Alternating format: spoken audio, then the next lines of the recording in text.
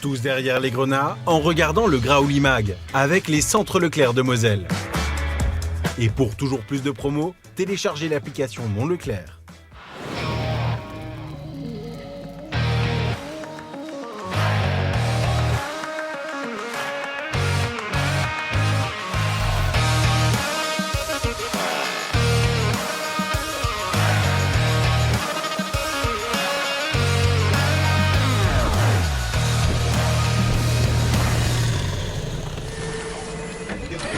Bon allez, résumé du match. Ça fait un peu court pour 52 minutes là quand même, non? J'espère qu'il aura plus à dire dans le sommaire. Sommaire. Le FC Metz et Grenoble dos à dos lors de cette deuxième journée de Ligue 2. Les Grenats laissent encore planer le doute sur leur niveau réel. Capitaine du soir, Jesse Demaguet a fait le point sur son avenir en zone mixte. Le FC Metz peut-il se remettre d'un potentiel départ de son numéro 20? C'est le débat du jour. Bonjour à toutes et à tous, bienvenue dans votre nouveau Graouli Mag. Il est loin déjà, ce match du FC Metz, c'était vendredi, nous voilà 3 jours après. Ne vous inquiétez pas, on va décortiquer un petit peu tout ce qu'il y a à décortiquer dans ce match, mais pas que, avec nos chroniqueurs du jour. Et on commence tout de suite avec Mathéo Philippe qui est avec nous. Salut Mathéo. Salut à tous. Qui était aussi notre envoyé spécial du côté du stade de Gaëntrange et qui va avoir pas mal de choses à nous raconter. Un peu plus de buts. Un petit peu plus, c'était pas bien compliqué. À ses côtés, une figure historique du Graouli Mag qui fait sa rentrée pour cette saison 2026-2027. Rémi Alésine est avec nous. J'attendais un gros match pour revenir. Il est magnifique celui-là. Bonjour à tous. Des débuts en fanfare, c'est comme ça qu'on dit. À tes côtés, c'est un petit peu le globe-trotter de cette émission, celui qui va à travers toutes les frontières du monde. C'est Bertrand Antoine. Écoute, je sais plus si je dois dire bonsoir ou bonjour. Il est déphasé, ne t'en fais pas. On va prendre le temps de faire les choses calmement. On est à la fin d'après-midi, tout va bien se passer. On va commencer cette émission calmement avec, comme à notre habitude, le journal de la Ligue 2. Retour donc sur cette deuxième journée de Ligue 2 du côté du Stade des Alpes entre Grenoble et le FC Metz. Rémi, je vais commencer avec toi vu qu'on n'a pas encore entendu cette saison. On est obligé de parler un petit peu d'ennui quand on parle de ce match, mais est-ce que c'est selon toi un match nul qui demande à s'inquiéter ?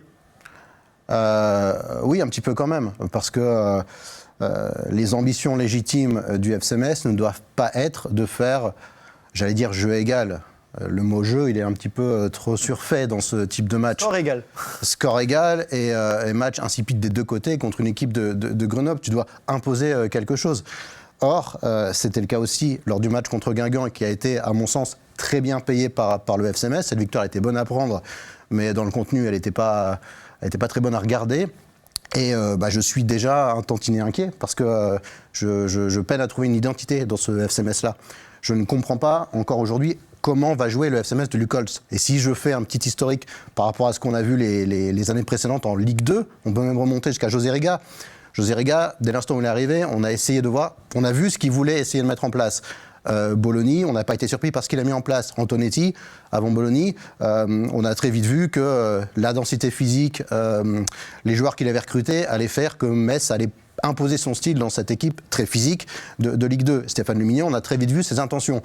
Moi, Luc Holtz, il y a eu une préparation avec un maître à jouer qui n'était pas là pour le premier match et qui ne sera pas là de la saison. C'est peut-être ça que j'allais dire, parole peut-être à la défense, je ne sais pas si nous sont d'accord, mais du coup, tu as perdu celui qui t'a fait jouer toute la prépa, alors c'est ce qui énerve un peu les supporters. Tu l'as perdu, tu savais que tu allais le perdre. Hein. Mais tu as quand même fait jouer toute la prépa. Voilà. Il a quand même dit qu'il comptait sur lui au final. Donc... il a compté sur lui, oui, pour des matchs de préparation. Donc moi, j'en arrive aujourd'hui 2 journées de championnat. Alors, il n'y a pas de catastrophe, il y a 4 points, il y a une victoire, il y a un match nul. Mais je ne sais pas comment cette équipe va jouer et c'est plus ça qui m'inquiète aujourd'hui.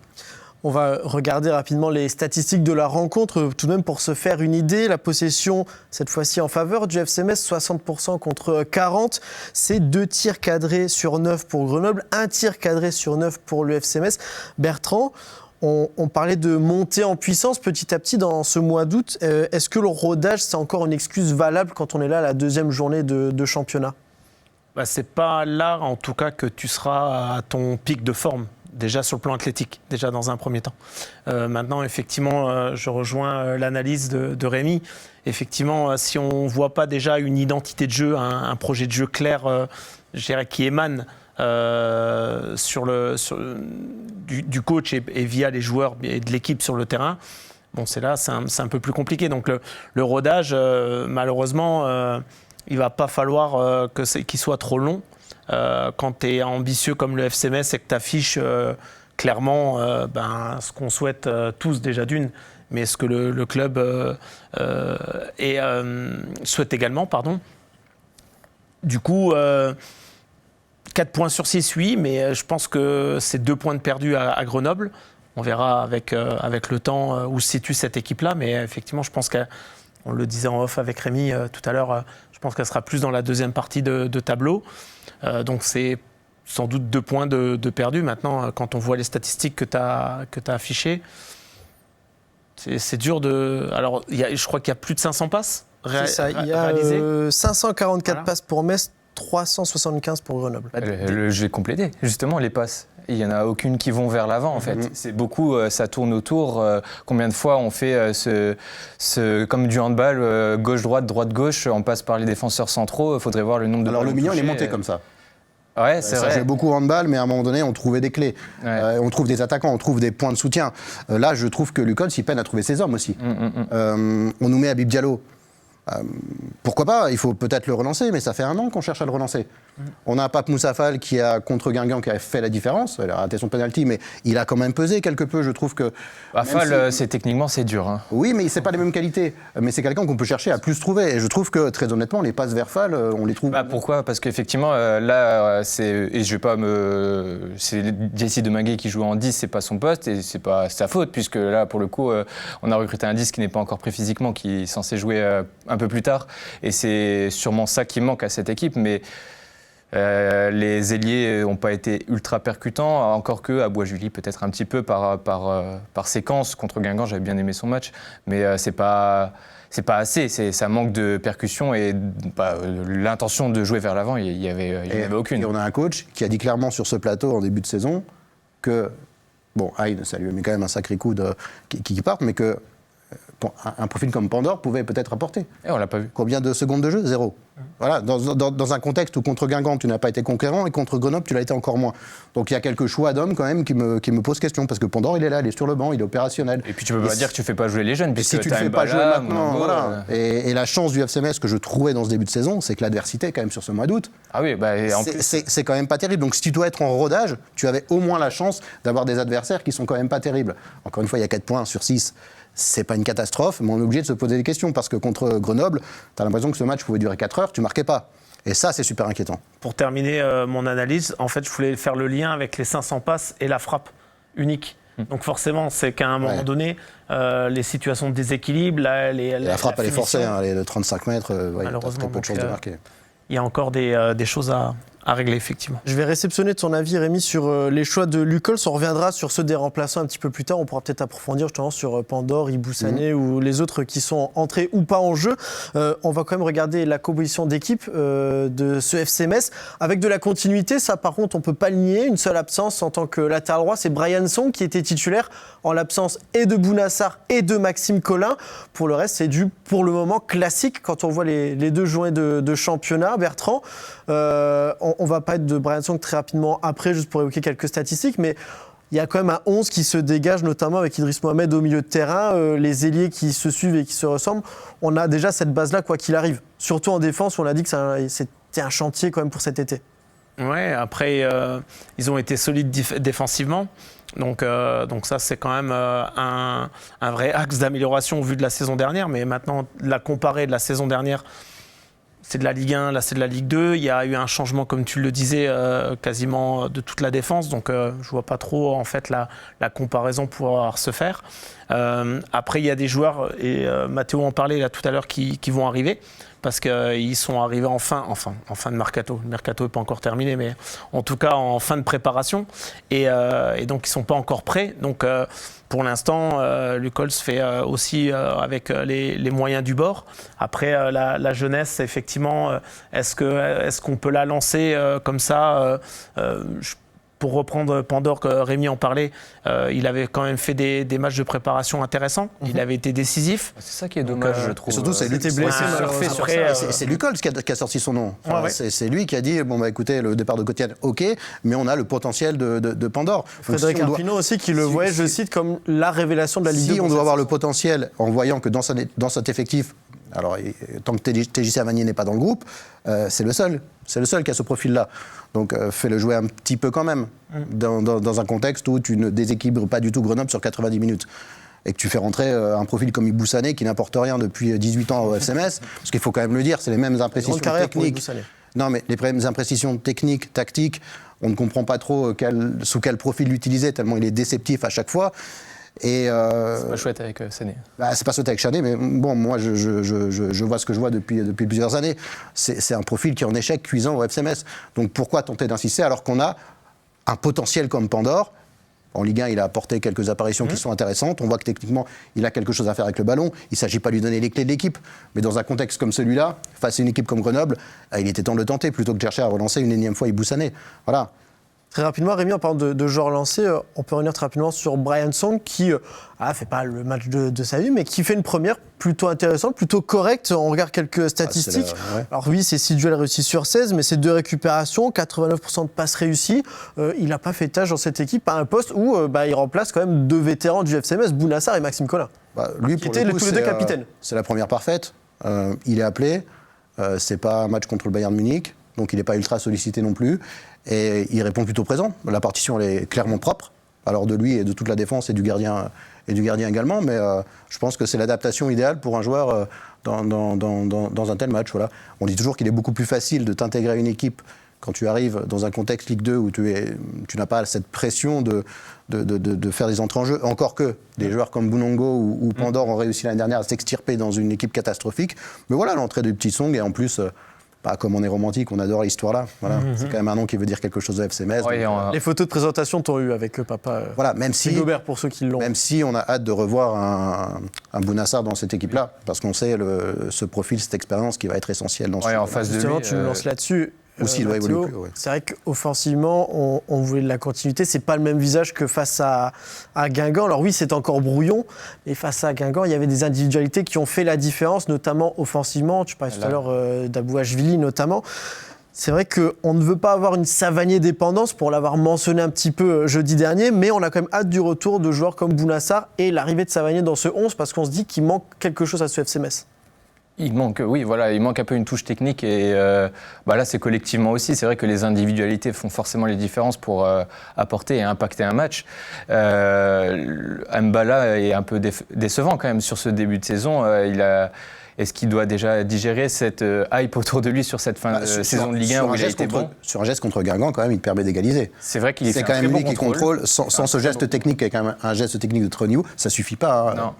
Il a fait 2 matchs entiers, mais il a quand même été décisif à un moment où c'était compliqué pour le club. Mais il est un peu... c'est vrai qu'on en espère toujours plus, mais il faut... mettre aussi c'est aujourd'hui un joueur à qui on a donné aussi la clé des coups de pied arrêtés notamment, là où l'année dernière on le faisait rentrer pour apporter un petit peu de folie. C'est vrai qu'aujourd'hui on lui a donné par contre des clés nettes à ce club en disant tu incarnes vraiment quelque chose dans cet effectif. Il n'y a pas la même attente, il y a un contrat maintenant, il y a une responsabilité. Il y a équipes en face savent aussi maintenant. Ils ont vu, ils ont analysé. C'est le nom qui ressort dans tous les... Alors que ce soit influenceur ou quoi, mais dès qu'on parle d'un joueur a su cette saison, côté FCMS, c'est le nom de Nathan Mbala qui ressort beaucoup. Quand tu vois les quelques buts et les actions qu'il a réalisées l'année dernière, forcément tu penses à Mbala. Mais pour mettre un peu en profil par rapport à Grenoble, en face, tu avais... Pour moi, le plus percutant à Grenoble, c'était Dia, et il a été très remuant, et il avait fait un peu de mal à la défense messine. Alors certes, sur la fin des situations, des actions, il n'arrivait pas à concrétiser, mais il était quand même beaucoup plus remuant que nos offensifs messins. Il y a un match à 0-0, c'est un match où il n'y a pas eu de but d'un côté, mais de l'autre également. Tu en parlais tout à l'heure, Rémi, c'est vrai qu'il y a cette défense. Bertrand, une défense qui se rassure quand même un petit peu, quand on voit ce qui s'est passé la saison dernière. Bon, les 4 éléments qui étaient alignés, même si on ne parle pas que de la ligne de défense pour défendre, mais les 4 qui sont alignés sont en train de se chercher encore un petit peu. Jonathan Fischer fait aussi son match, 2 arrêts importants qui rapportent des points, c'est ce qu'on pointait du doigt la saison dernière. Il y a peut-être une petite base solide qui commence à se créer de ce niveau-là en tout cas. Oui, c'est important. C'est la base d'une équipe, être solide défensivement. Ça permet de ne pas marquer 3, 4, 5 buts, en tout cas attendre de marquer autant de buts pour gagner des matchs. Donc ça, c'est important. L'année dernière, de mémoire, la défense, même si on parle d'animation défensive, mais là, si on parle de la ligne défensive, elle bougeait à chaque match.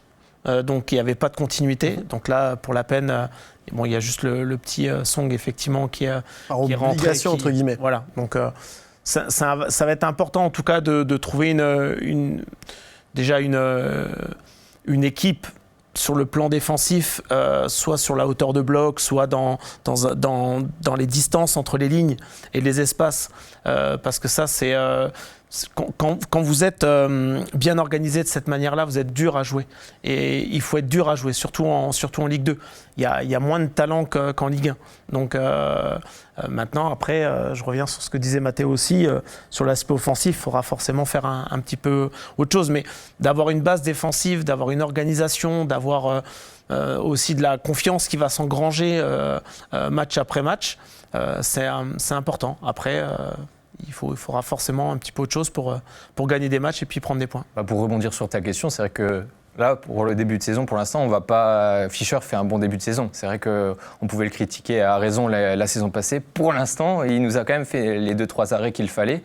Et c'est bien, effectivement, il y a de la continuité parce qu'en face de lui, maintenant, ça fait 2 matchs de suite où il a les mêmes défenseurs centraux. Il faut s'ajuster au fur et à mesure des rencontres. Si Fischer continue à être comme ça, tant mieux, parce que franchement, c'est vrai qu'on a été déçus par sa saison dernière. S'il arrive à rebondir, ce serait très fort, effectivement. Il a fait 2-3 arrêts, il faut que ça reste comme ça, quoi. Et des arrêts, Rémi, qui rapportent des points, parce qu'on parle de celui qui a eu à Guingamp pour éviter une potentielle égalisation. Là, c'est pour éviter de perdre un match. C'est vrai qu'il y a aussi ce côté-là. Alors peut-être qu'il y a une confiance qui est en train de naître aussi chez ce gardien-là, qu'il n'a pas pu avoir la saison dernière ou qu'il n'a pas réussi à avoir. J'avais peur d'une chose en début de saison, c'est qu'il n'y ait pas de clarification sur le poste de gardien. Moi, je veux un numéro 1 qui soit le même numéro 1 au mois de juin. Est-ce que c'est clair parce que... C'est pour ça que je pose la question. Ouais. Moi, vous le savez, j'étais très critique envers Jonathan Fischer la saison dernière. Si aujourd'hui, on doit avoir les qualités de Fischer s'exprimer en Ligue 2 sur toute la saison et qu'on l'installe en tant que numéro 1 et qu'il nous fait ce type de prestation, je suis le premier à signer. Ben, je ne veux pas que dans 5, 10 ou 15 jours, on m'annonce que Jonathan Fischer part et qu'on doit se poser la question du premier gardien du FC Metz. Sachant que le gardien qui est sur le banc actuellement, c'est un gardien qui a des qualités, mais dont on ne connaît jamais trop l'état physique. Qui se blesse tout le temps. Et qui se blesse souvent. Voilà. Donc, moi, j'ai besoin de cette clarification-là. Une fois que je l'aurai, je féliciterai le club d'avoir installé Fischer et de lui donner de la confiance. Parce que je pense qu'aussi, lui, l'année dernière, c'est pas un gardien qui arrive sans qualité. Je pense que c'était un gardien qui avait perdu énormément de confiance. Surtout à ce poste. Surtout à ce poste, ça se voyait dans sa gestuelle. Et là, je trouve que s'il doit y avoir aussi, je parlais de la faible adversité, si elle doit avoir une vertu, c'est de permettre à cette défense et à ce gardien de se connaître. Tu joues pas contre des équipes qui te mettent à mal pendant 90 minutes, mais tu peux te comprendre, tu peux communiquer. Ce sont tous des nouveaux joueurs avec un nouveau gardien, qui ne connaissent pas. Et c'est ce type de match qui sont parfaits. Et là, tu t'en sors avec un clean sheet, donc la confiance vient avec. Donc ce mois d'août peut servir à ça, en espérant évidemment que le gardien ne soit pas vendu et qu'on ne le mette pas là pour le valoriser et lui chercher une porte de sortie. Ce serait une très mauvaise idée. J'espère effectivement que sur cette saison, il va être performant comme sur ses 2 premiers matchs, parce qu'on attend enfin une progression de ce gardien qu'on n'a jamais vu. Il n'a jamais progressé finalement en 1 an et 1 mois là. Et puis j'ai envie de dire plus largement, quel gardien a progressé dernièrement, ces dernières années au FC Metz. C'était compliqué. On a toujours eu des gardiens finalement confirmés qui faisaient leur performance mais qui n'ont jamais progressé. Il a quand même commencé avec un 8-0 contre Offenheim. En plus. Je pense qu'il s'en est jamais remis. Avec une défense qui ne s'en est jamais remis non plus, qui a changé constamment. Pas forcément avec la barrière de la langue, un championnat qu'il ne connaissait pas. Voilà, je l'ai beaucoup critiqué parce que moi j'attendais autre chose. J'en voulais aux dirigeants de placer. Il est arrivé sur le tard, ça n'a pas aidé. De placer quelqu'un dans cette situation alors que tu as besoin quand même d'expérience et de confiance. Bon, maintenant ça fait 1 an qu'il est là, je pense qu'il s'est adapté. Et s'il doit en plus s'adapter. Ça c'est important. Parce que quand tu parlais de communication, quand tu arrives et que tu ne connais pas la langue, que forcément le niveau par rapport à la Ligue 1 ne t'autorise pas à ces petits détails. Pas le temps. Non, effectivement, et on a été sanctionné. Et quand tu arrives, vous reparlez et que tu en prends 8, le capital confiance, il a dû se poser 1000 questions en fait. Et quand on se pose 1000 questions, on ne peut pas être décisif à un poste qui est clé dans une équipe de football. Donc, je pense qu'effectivement, c'est un garçon intelligent qui a dû avoir conscience que ses performances, elles n'étaient pas au niveau qu'attendaient les supporters, le coach et lui-même, bien entendu, parce que dans l'analyse, dans la réflexion, je pense que c'est un garçon qui est posé, qui a cette capacité-là. Et effectivement, on serait tous heureux, en tout cas, de le voir performant cette année. Mais le fait déjà qu'il soit là déjà depuis 1 an, et puis sans doute avec une maîtrise de la langue qui est plus simple, même si on peut s'exprimer en anglais, hein, je pense que c'est pas un souci non plus, mais ça facilite les choses forcément. Je voulais te lancer sur le prochain sujet. On a parlé un petit peu des entrants tout à l'heure. Le choix de Lucols a été expliqué. Pape Moussa Fall sort à la mi-temps pour Habib Diallo parce que Pape Moussa Fall est en retard sur les actions, que Habib Diallo sort d'une bonne semaine d'entraînement d'après son entraîneur. Pareil pour Ibou Sané. On ne peut pas vraiment parler d'erreur de coaching, d'avoir fait confiance à ces joueurs-là à ce moment-là, même s'ils ne s'attendent pas à ce rendu-là, parce que la copie n'est pas bonne pour les 2 joueurs. Mais c'est vrai qu'on en parlait là tout à l'heure avec Rémi, on s'attendait peut-être, nous, en tant que téléspectateurs et qu'observateurs, à voir peut-être d'autres joueurs entrer. On parle de Morgan Bokele notamment, de Jayan Pandor. Mais là, sur ces profils-là, est-ce qu'on peut vraiment parler d'erreur de Lucols d'avoir tenté de lancer des joueurs qui ont performé la semaine à l'entraînement ? Déjà, le point numéro 1, c'est qu'effectivement, on n'est pas à l'entraînement. Et sachez que Bernard en parle souvent et il a raison. Il y a des choses qu'on ne sait pas, qu'on ne voit pas, qu'on ne ressent pas, parce que le coach, il ressent des choses. Et après, une fois que c'est fait, parce que ça, c'est factuel, après, il y a le résultat. Et effectivement, là, on peut se questionner, parce que les entrants, ils n'ont pas été performants. Maintenant, pour Pape Moussa Fall, c'est plutôt pour moi un attaquant de surface et non un garçon qui est dans la préparation va être performant, parce que il y a peut-être encore un axe d'amélioration sur le plan de la maîtrise individuelle. Il ne fait pas penser un peu à Habib Diallo au début de carrière du FC Metz, la tour. Il était quand même plus complet, Habib Diallo, déjà. C'est vrai qu'il était plus technique déjà au début, mais au début c'était quand même compliqué quand même. Habib Diallo. Babacar Gueye en Ligue 2, je me rappelle les débuts de Babacar, c'était super compliqué. Et puis finalement, après derrière, il y a une carte. Alors, sans le comparer à ce joueur-là aujourd'hui, parce que là, c'est 2 mondes différents, mais j'en ai déjà parlé à Aymeric. Haaland est ce genre de joueur où, dans le jeu, vous le voyez peu. Par contre, dans la surface, il est chirurgical. Et je pense qu'il a cette faculté-là. Donc voilà. Donc peut-être que sur le match-là, ça n'a pas été aussi mis en avant parce qu'il n'a pas été alimenté. Parce qu'il faut après, si vous êtes un attaquant de surface, c'est un joueur qui doit l'être. Dans l'animation offensive, il faut des ballons. Parce que le ballon qu'il a eu, hormis le penalty sur Guingamp, je parle de la deuxième balle qu'il a eue, pas forcément la frappe qu'il a mise sur le deuxième ballon, pas le premier sur le gardien. Il a mis un but vraiment d'attaquant, où il passe devant le défenseur. Je parle du match de Guingamp. Et donc par rapport à cela, effectivement, si vous alimentez pas ce genre de joueurs, tu les vois pas. Exactement. Et puis après Habib, il traîne, je dirais, toute sa comment dire ça peine. Ouais, ça peine. Je pensais à l'erreur, parce que moi je veux bien les croire, les théories des entraînements auxquels nous n'assistons pas. Par contre, on assiste au retour d'Habib Diallo à Metz depuis une saison. On voit son visage, on voit sa gestuelle. Oui. Puis c'est pas le premier entraîneur qui nous parle d'un bon entraînement, et sur le week-end, une équipe du FCS peut parfois méconnaissable, ou certains joueurs. Moi je comprends la volonté de remettre à l'endroit un joueur qui a énormément de qualité. Habib Diallo, c'est un excellent footballeur. On le sait. On l'a vu à Metz, on l'a vu à Strasbourg. On sait qu'il est capable de faire des choses. Seulement, on est dans une obligation de résultat. On n'est pas dans des matchs de préparation. Donc l'obligation de résultat doit venir d'un joueur qui est saignant, qui va bouffer le ballon, qui va... On le voit, l'action où il s'emmène les passeaux, c'est pas le vrai Habib Diallo, ça. On sait qu'il est capable de mieux. Le problème est différent avec Ibou Sané, où je ne l'ai quasiment jamais vu faire mieux que ce qu'il n'a fait en entrant contre Grenoble. Et le problème, c'est que aujourd'hui, il en est encore capable, parce que la saison dernière, sur les 3 victoires, c'est un joueur qui a marqué sur les 3 matchs, avec de la qualité quand même. Une petite parenthèse. Oui, mais ça veut dire qu'elle existe encore. Elle existe encore. On l'avait retrouvé. C'est vrai que ce but contre Nice, où il contrôle vitesse d'exécution et énormément de sang-froid et de maîtrise. Oui, mais c'est juste pour dire, c'est pas comme si on nous l'avait promis, qu'on l'a jamais vu. On sait que c'est encore quelque part. Moi, je me dis que si Habib Diallo, moi je l'ai vu évoluer à Strasbourg avec Ludovic Ajorc, qui jouait plutôt le rôle de pointe. Peut-être que c'est un joueur qui, pour reprendre confiance, doit être un petit peu excentré, qu'on ne doit pas peut-être compter. Mais il n'a plus le même âge non plus. Il n'a plus le même âge, mais il n'a pas non plus 37 balais. Ouais, mais quand tu vois comment il est sur le terrain maintenant... Alors certes, il a fait une vraie préparation cette fois-ci. Soit tu trouves une solution pour le relancer, soit tu lui trouves une porte de sortie. Je suis d'accord. Ouais. Soit tu le fais rentrer, et les prestations vont toutes se ressembler. Donc moi, l'option que je trouve aujourd'hui, parce que je trouve que peut-être que au lieu de faire entrer Mboussane sur ce côté-là, peut-être faire entrer Habib Diallo qui va peut-être garder le ballon, retrouver une aisance technique, parce que dans ce rôle d'avant-centre, moi je trouve qu'il y a un problème mental qui est insurmontable en ce moment. Et on est d'accord, là je pense qu'il veut passer à autre chose de lui-même. Hein. Donc, et pour l'aider à passer à autre chose, il faut peut-être lui offrir autre chose. Mais dans ta logique, alors moi je verrais plus dans ces cas-là une association. Oui, une association, pourquoi pas. Bon, ça veut dire qu'après tu enlèves un milieu de terrain, forcément. Et ton animation elle est forcément différente. Mais ça pouvait se tenter, vu que tu places Deminguet en 10, ça pouvait se tenter avec un double pointe, par exemple. En tout cas, la solution, c'est un problème en ce moment avec Diallo.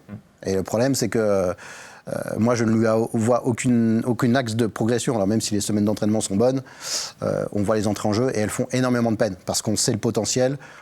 On aime ce joueur parce qu'on a aimé les histoires qu'il a écrites avec le FC Metz, et c'est très difficile de voir ça. Et si on a entendu votre avis sur cette rencontre, on va se pencher, comme depuis le début de la saison maintenant, sur une petite nouveauté dans le Grand Limag, la revue de presse. On va évidemment regarder ce que la presse locale en a pensé de ce match. Moti, du côté, là, cette fois-ci, de Grenoble.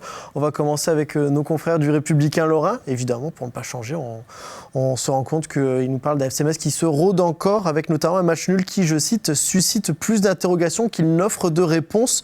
L'animation offensive du FC Metz est encore bancale, mais cette base défensive devrait lui permettre de grappiller des points par-ci par-là, même quand il n'est pas dans un grand jour, comme face à Grenoble. On a donc mis plutôt en avant ce qui a été bon plutôt que ce qui a été moins bon.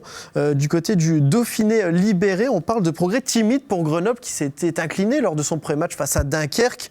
Un nul après une défaite, c'est un signe que le GF38 devra batailler pour éviter la zone rouge et la deuxième partie de tableau, c'est ce que nous dit le Dauphiné libéré. Côté FC Metz, on concède que les occasions lorraines étaient minces, si ce n'est sur des pertes de balles qui ont abouti aux meilleures situations des Grenats. Donc comme quoi, ça a été compliqué de construire pour les Messins.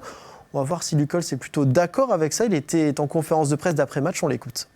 Je pense qu'on s'est créé beaucoup de situations jusqu'à ce niveau-là. Et malheureusement, souvent, soit le centre il n'était pas juste, soit il était bloqué, soit la frappe était bloquée. Et voilà, c'est pour ça que c'était un match piège, parce que sur la deuxième mi-temps, sur les phases de transition, après un match comme ça, tu te dis, ok, je préfère prendre un point que zéro, parce que l'adversaire aussi était toujours capable de mettre un but. Donc, match difficile, on a pris un point à l'extérieur. J'aurais préféré en prendre 3, mais comme je viens de dire. Oh, et surtout au début de la deuxième mi-temps, on a encore mis quelques minutes pour rentrer dans le match. Et aussi au début du match, on a eu un peu difficile. Après, je pense qu'on a eu sur beaucoup de moments le contrôle, mais comme je viens de dire, sur les 20 derniers mètres, oui, on a clairement manqué de précision et aussi de présence dans les 16 mètres, voire aussi des courses qu'on avait regardé avant le match qui ont fait mal à l'adversaire la semaine dernière. Malheureusement, nous, on n'en a pas assez fait.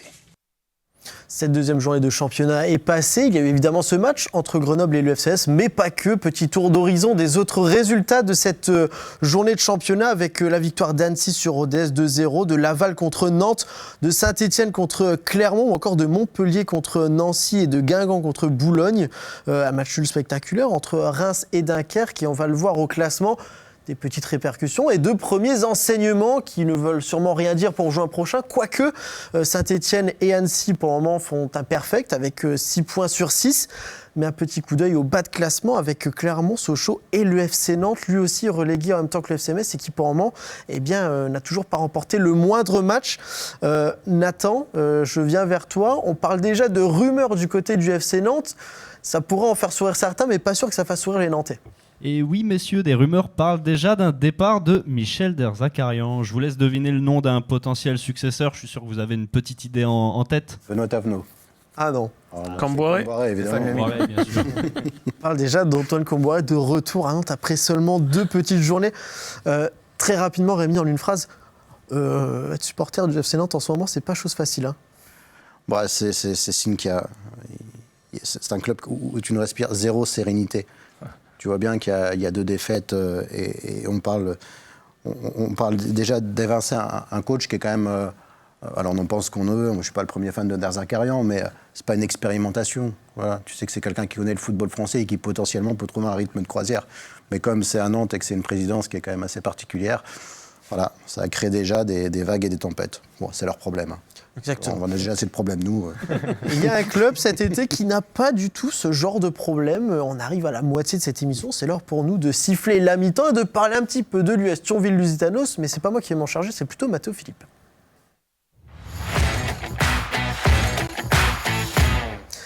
Mathéo, comme je le disais, tu étais un petit peu notre envoyé spécial ce week-end. Il y a eu le match de Metz et il y a eu le match de Thionville. Moi, messieurs, je vais vous ramener des buts. Tant qu'à faire, regardez, 4-3, 7 buts, c'est assez incroyable forcément. Et on va tout de suite partir donc à Thionville pour le résumé de cette rencontre qui a débuté timidement pour Thionville. Vous allez le voir, c'est Caen qui a eu surtout les occasions. Et puis déjà le but, voilà, à 13e minute de jeu, El Koumisti. Et tout de suite, un enchaîné, cette erreur derrière du gardien de Thionville. Voilà. Le cadrage aussi, c'est compliqué, il n'a pas réussi à suivre le ballon, mais déjà 2-0 pour Thionville au bout de 17 minutes de jeu, donc c'était compliqué. Et finalement, il y a quand même eu une réduction de l'écart, 3 minutes ensuite par Bouimidi, on va le revoir juste après. Et ce penalty arrêté avant la pause, c'est sûrement le tournant du match, on va l'évoquer juste après. Ça permet à Thionville de se relancer, d'égaliser à la 53e sur corner, juste ici. Et là, attention les yeux, cette lucarne magnifique. Ça fait frissonner. Magnifique, Gobitaka, qui est rentré en plus 1 minute avant, en cours de jeu. Voilà, on va voir sur un autre angle, parce que franchement, il faut le revoir. Regardez. Voilà, le poteau rentré. Chirurgical. Et puis, tant qu'on a vu un autre but, assez incroyable aussi, voilà. Des 35 mètres. Ce lob, le réalisateur a eu du mal à suivre Boumidi, qui met donc un doublé. Donc Thionville s'envole. Quand un carton rouge, ils reviennent quand même 4-3. Les frissons dans les tribunes, mais ça suffit pour Thionville pour remporter cette rencontre. Thionville donc leader du championnat. C'est assez incroyable, messieurs. Et moi, je voulais revenir sur donc, le fait de match, le tournant de ce match. C'est donc ce penalty arrêté, puisque Caen était vraiment au-dessus. Juste avant la pause, on le voit, ce penalty arrêté. Ça a permis de rentrer au vestiaire finalement avec un aspect positif, puisque Thionville a arrêté ce penalty. Et puis ensuite, ces 2 bangers, on peut le dire. J'ai envie de te poser la question... Bertrand, quand on est dans un vestiaire à la mi-temps, on se fait dominer quand même dans une première période, et qu'ensuite on revient en mettant ces buts-là, je pense qu'il y a une vraie preuve de caractère. Ouais, je pense que Julien François en a parlé d'ailleurs dans son après-match. On va l'écouter juste après, effectivement. Voilà, et je le rejoins. Il y a ce penalty, ils sont toujours en vie. Et Thionville, depuis des années, dégage une grosse confiance. On en parlait justement, mais pas que l'équipe première, tout le club. Il y a une vraie dynamique positive. Et puis, forcément, il y a un staff qui travaille bien. Ilyes Adadji qui fait un travail remarquable au poste de directeur sportif. Président et autres, ils sont nombreux. Et puis, Jus et Borby, bravo à eux, c'est bien, ça fait vibrer les Mosellans et on a besoin d'avoir un club fort à côté du FC Metz.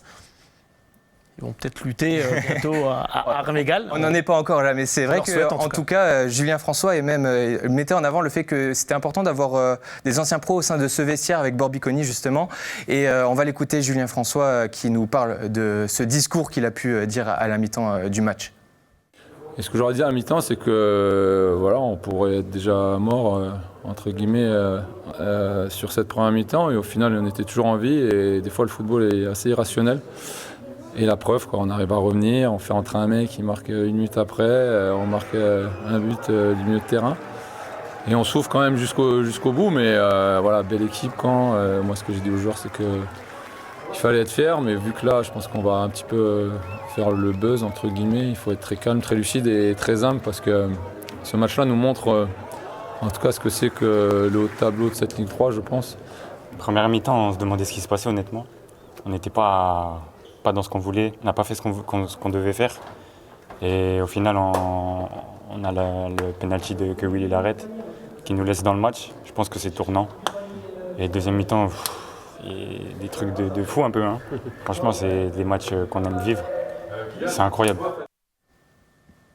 Et justement, donc incroyable forcément, notamment grâce à cette ambiance, puisque c'était un stade à guichet fermé, 3000 spectateurs qui ont pu donc assister à ce magnifique match. 3000 spectateurs, c'est la jauge encore pour ce premier match, parce qu'il y a encore quelques travaux à réaliser, mais c'était déjà assez incroyable. Alors forcément, au début, c'était compliqué quand on se prend un 2-0, puis ensuite cette remontada, du beau monde en tribune. Je pense qu'effectivement, comme tu l'as dit Bertrand, ça fait plaisir, c'est important pour le football mosellan. On a parlé du coup de Turville Stadium, c'était notre petite mi-temps. Merci Mathéo de nous faire cette lumière sur Turville. On va Prochain match déjà jeudi. Déjà jeudi, c'est vrai que ça va s'enchaîner assez rapidement. Nous, on va passer à la deuxième mi-temps, si on veut, la deuxième période de cette émission, et on va parler de Jessie Demaguet dans le débat.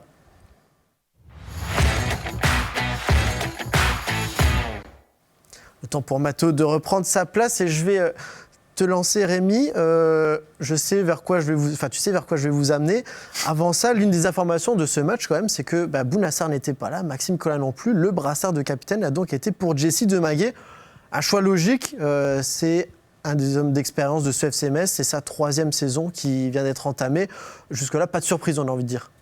Non, ça paraît plutôt logique. Jessie Demaguet, c'est quelqu'un d'expérience, dont le niveau médian est rarement déceptif. C'est quelqu'un qui, en plus, a fait la différence contre Guingamp. C'est lui qui fait la passe décisive, je crois, pour le but d'Abouachvili. Dans une équipe qui manque de maître à jouer. Il n'a pas le profil d'un numéro 10, mais en tout cas, c'est lui qui endosse un petit peu cette responsabilité. Il a l'expérience, c'est sa 3e saison, donc il était complètement logique de le voir prendre le brassard en l'absence de Bounassar, évidemment. C'est 69 matchs pour Jessie Demaguet sous les couleurs du FC Metz. On y ajoute de la Ligue 2, de la Ligue 1, un petit peu de Coupe de France aussi. 4 buts, 6 passes décisives, 5073 minutes jouées. Il est sous contrat encore jusqu'à cette saison, jusqu'en 2027.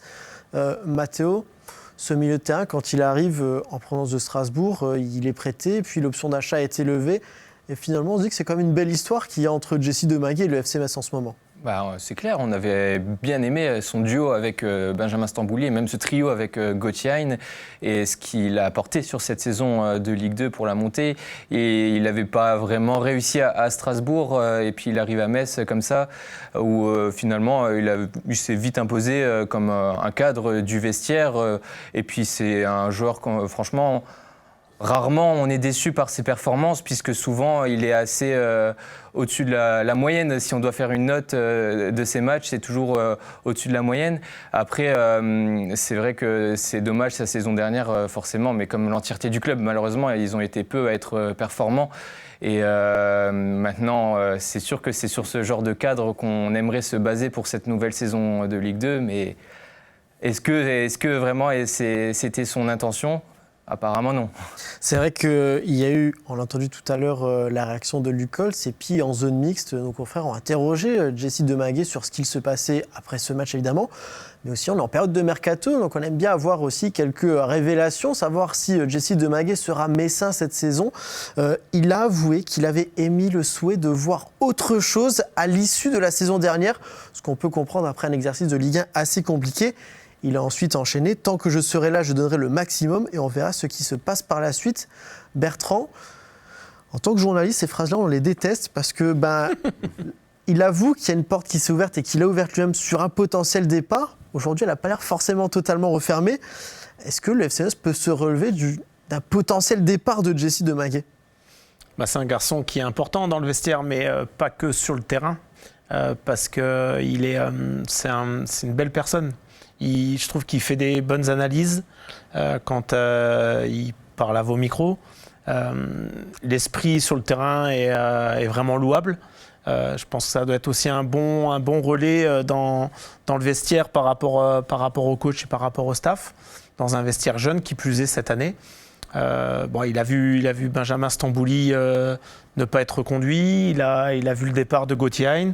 Il a forcément une saison compliquée qui laisse des traces, il le disait lui-même, dans la tête c'est pas simple, donc on peut comprendre qu'à un moment donné ces joueurs-là ils aient peut-être envie de vivre d'autres choses, mais je le rejoins dans ce qu'il dit, c'est un garçon qui triche pas et je le vois je le vois peut-être moi dans un autre rôle que effectivement être dans l'animation du jeu, plutôt dans un box-to-box avec un milieu relayeur. Ouais, c'est vrai Donc qu'il est trouver voilà. Ouais, bien sûr. Et en tout cas, si j'étais à la place du coach ou du staff ou de la cellule de recrutement, je réfléchirais justement à trouver un bon équilibre, déjà en le gardant, déjà dans un premier temps, mais en ayant plutôt un joueur créatif, un joueur plutôt à vocation défensive, ce qui a l'air d'être le cas avec les autres profils qui sont à côté de lui.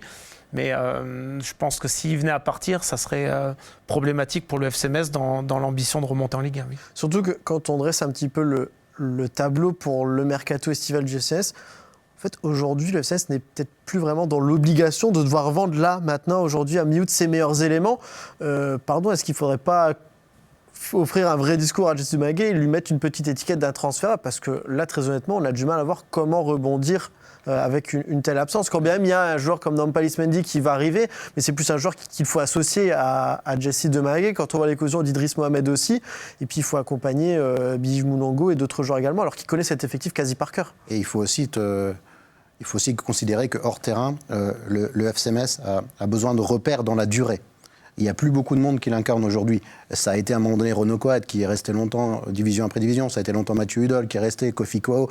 Voilà, ce sont des gens qui, malgré les changements de coach, les changements de cycle, on en a marre des changements de cycle au FC Metz, mais malgré les changements de cycle, on a besoin de repères. Il n'y en a plus beaucoup aujourd'hui. Les joueurs qui étaient l'année dernière, comme Jonathan Fischer, sont des joueurs qui sont là depuis seulement 1 an. On ne peut pas parler d'Habib Diallo qui doit retrouver confiance. On ne peut pas parler de Bounassar qui est revenu il y a seulement 6 mois. Jessie Maguet, lui, il commence à avoir vécu beaucoup de choses positives et négatives avec le FC Metz. Il fait partie des marqueurs de ce club. Et si ce nouveau cycle devait braver quelques tempêtes, on a besoin de joueurs qui sont solides, qui sont là depuis longtemps, qui ont vécu d'autres choses avec ce maillot grenat. Et Jessie Maguet, lui, il a vécu ces choses-là. Donc au-delà de l'aspect purement technique, si on réfléchit, on trouverait complémentaire qu'il soit associé Nampalys Mendy. On a le côté créatif avec Téji Savanier, dont on espère qu'il sera en pleine forme quand il va revenir sur le terrain. On a Idriss Mohamed, on n'en a pas parlé, mais dans les bonnes surprises de début de saison, voir ce gars-là apparaître au milieu alors que nous l'avait présenté comme un défenseur, c'est quelque chose qui est très intéressant, qui est une nouvelle solution. Mais Jessie Maguet, au-delà de cet aspect purement sportif, incarne quelque chose que...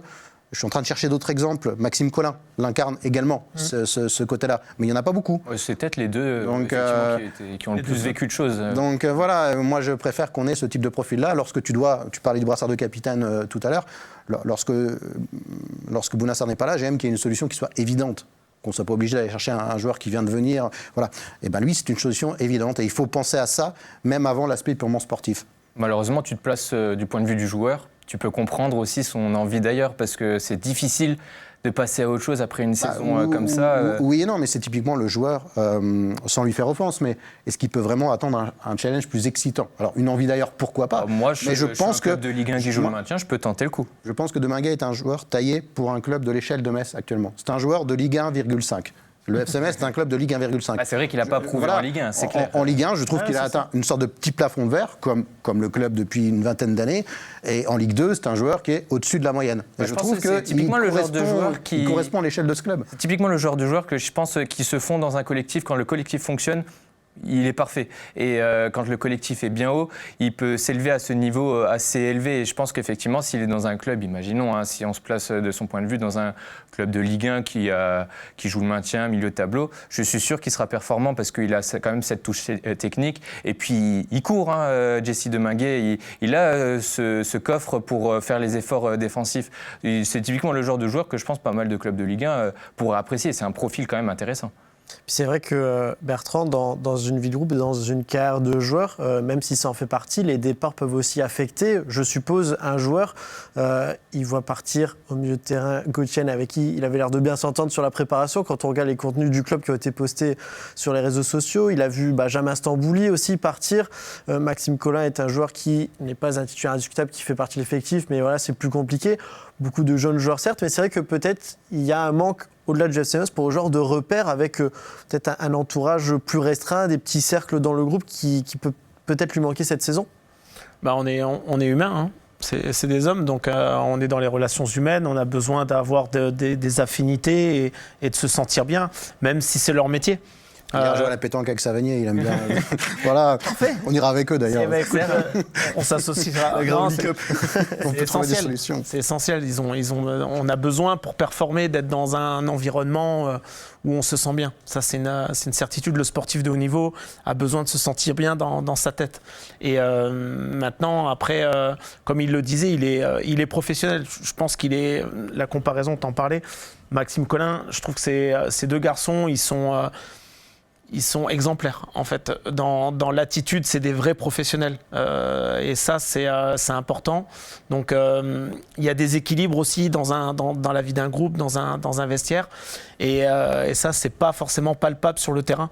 Donc, j'espère qu'en tout cas, le FC Metz trouvera en tout cas les bons mots pour le faire adhérer. Et ça passe aussi par des résultats positifs en ce début de saison où on repart sur une dynamique.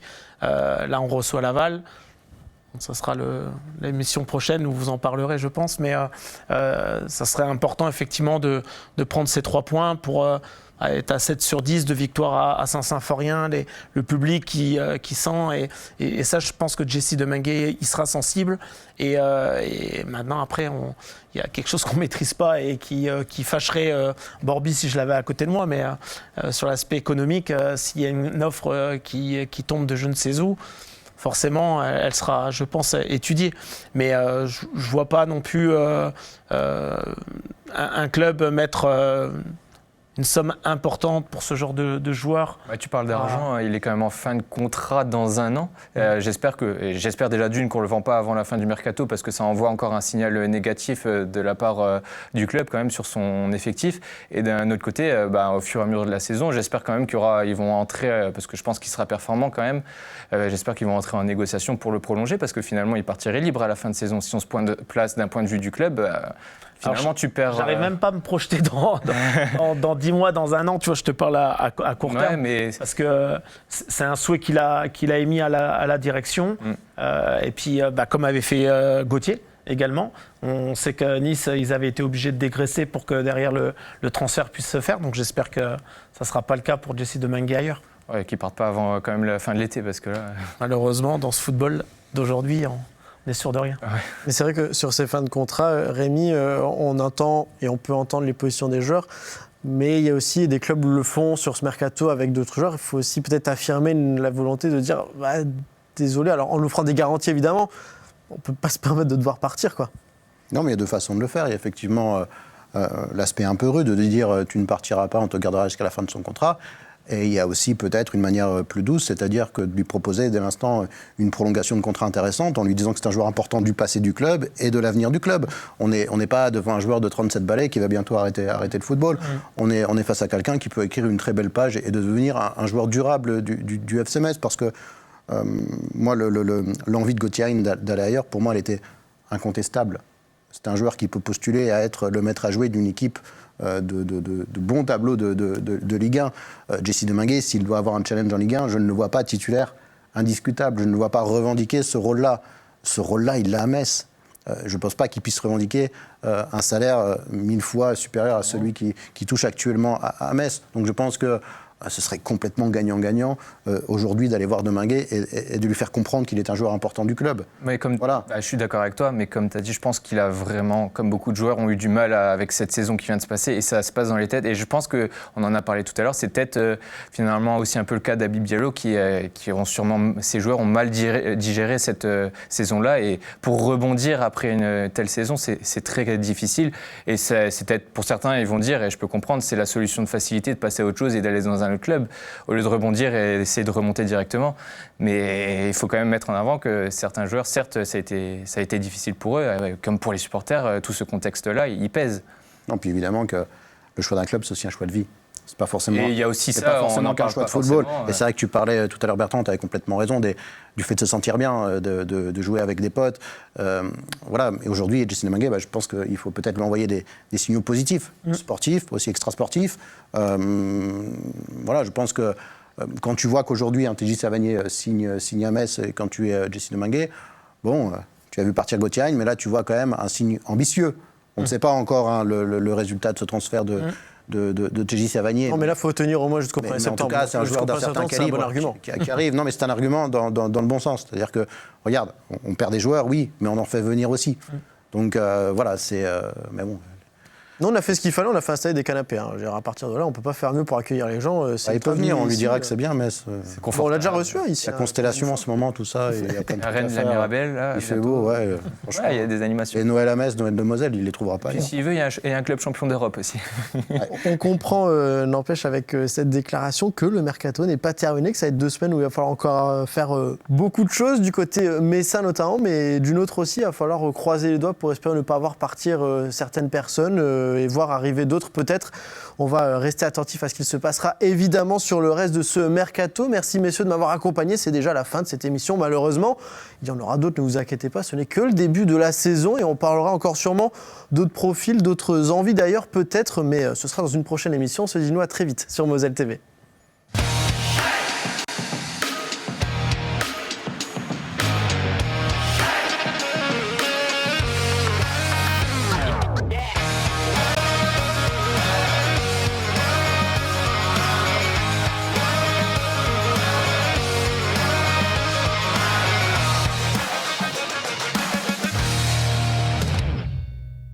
Tous derrière les grenats en regardant le Graouli Mag avec les centres Leclerc de Moselle. Et pour toujours plus de promos, téléchargez l'application Mon Leclerc.